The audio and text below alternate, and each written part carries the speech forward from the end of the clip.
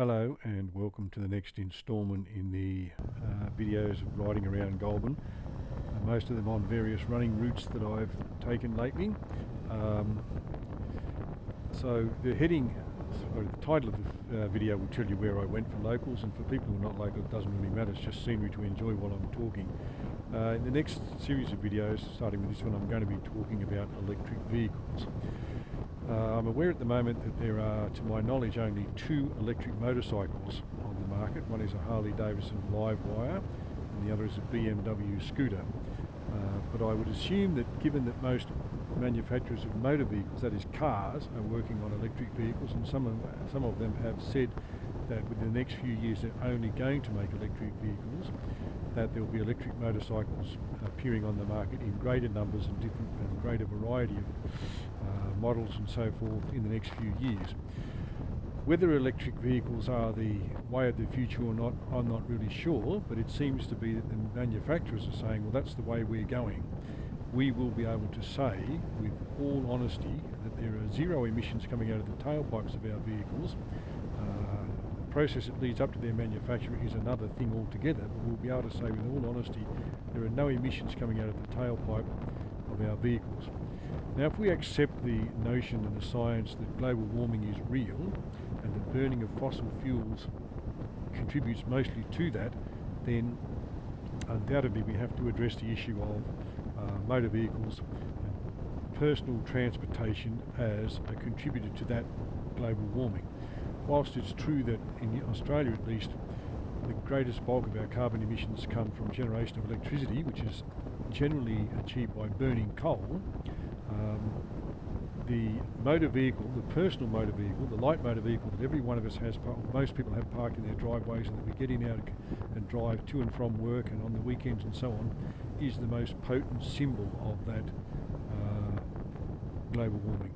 People simply cannot say, well, I just won't turn the fridge on, or I won't run my heater, or I won't use my washing machine. We have to use those things to make it to live our lives.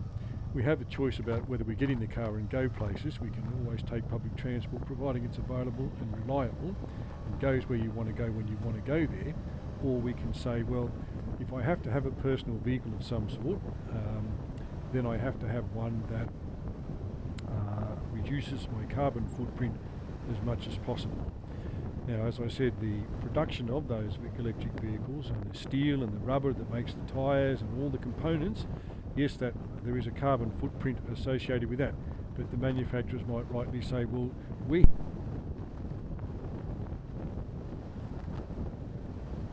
our situation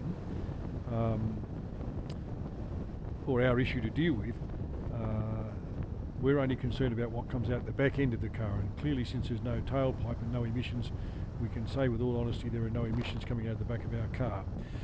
So over the next few videos I'll be talking about electric vehicles, and I believe there are lots of pluses to electric vehicles, but there are also some minuses that I will get to. I should say here and now, before I make any more of those videos, that I don't work for any motor vehicle company. I don't own an electric vehicle. I drive a 2011 hybrid Camry. I don't have any interest in any particular brand of motor vehicle, and the opinions that I express are purely my own, based on research, watching people's reviews, people who are professional car reviewers who are paid to review cars and talk about them, watching what they have to say about cars, and considering all the issues that are pertinent to the making, manufacturing and owning of an electric vehicle. Alternative fuel sources like hydrogen and so on may be the long-term way of the future, but hydrogen fuel cells seem to me to be at this point in time at the same stage that electric vehicles were about 20 years ago. An intellectual exercise and a possibility, but in reality very few exist. As far as I know, there are only two manufacturers, and it's Hyundai and Toyota, that are seriously considering that as an option, partly because of the process of extracting the hydrogen is very, very expensive.